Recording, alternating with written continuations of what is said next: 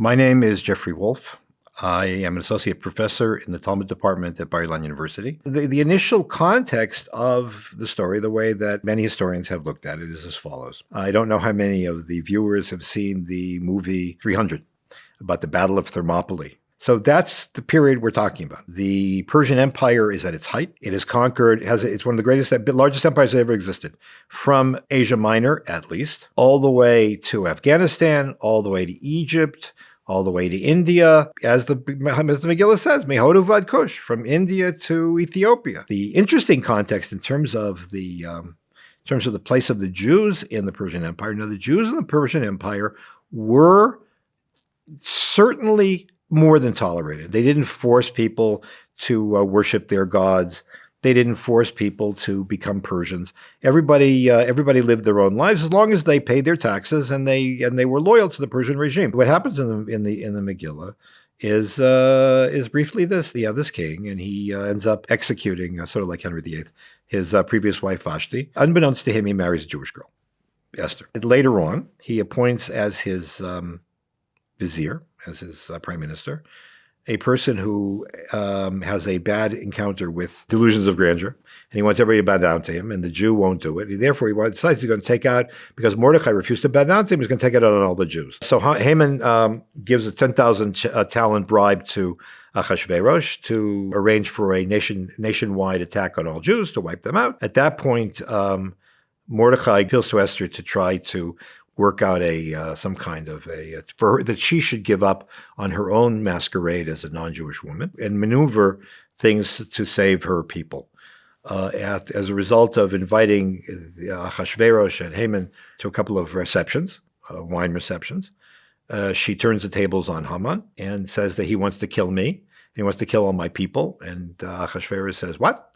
And as a result, she literally turns the tables on them, and Haman is hanged. Mordecai, her uncle, who put her up to becoming the queen in the first place, becomes the vizier instead of that. And interestingly, instead of abrogating the edict calling for the genocide of all Jews, Jews are given permission to defend themselves, and they win in the battles throughout the empire. And as a result of the ability of the Jews to do that, on the days that the battles took place, the victories took place, a holiday is declared called Purim. Interestingly, rabbinic literature has an interesting reaction to this, and that is that the rabbis weren't too happy with Purim.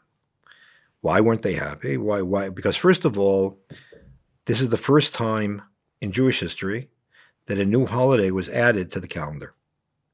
So it wasn't so clear. I mean, since Moses, there were no holidays. They had the holidays in the Bible, Rosh Hashanah and Yom Kippur and Passover and Shavuot and Sukkot, and that's it. No one had ever raised the possibility of having a new holiday, which by itself was odd.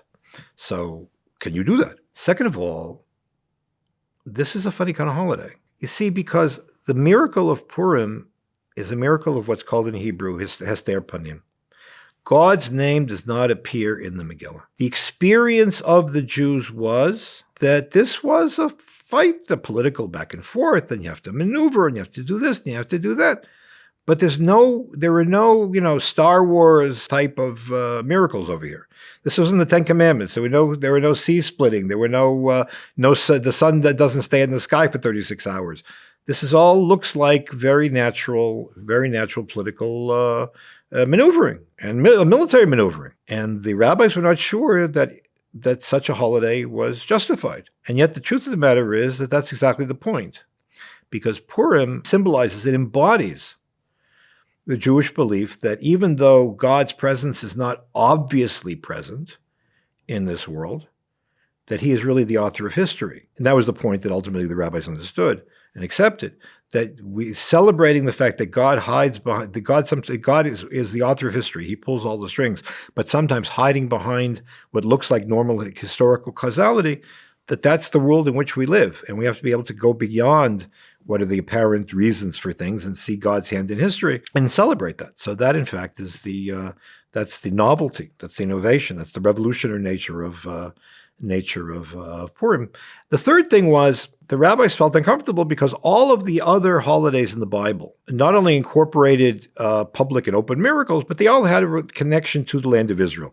Even the three pilgrimage festivals, even though they commemorate things that happened before the entry into the land of Israel under Joshua, they were ultimately all rooted in the land. They're all harvest festivals at the same time. There's agricultural, and here all the action took place in Persia. So there was some question of whether that was appropriate. And obviously, they got past that and enacted it. But the establishment of Purim is revolutionary in many ways. Hanukkah and Purim became far more popular, not just because it's party time, but because they were miracles and they were victories and they were moments of triumph that Jews who live in a time in which God's presence is not blatantly obvious, which you have to work on faith, are expressed.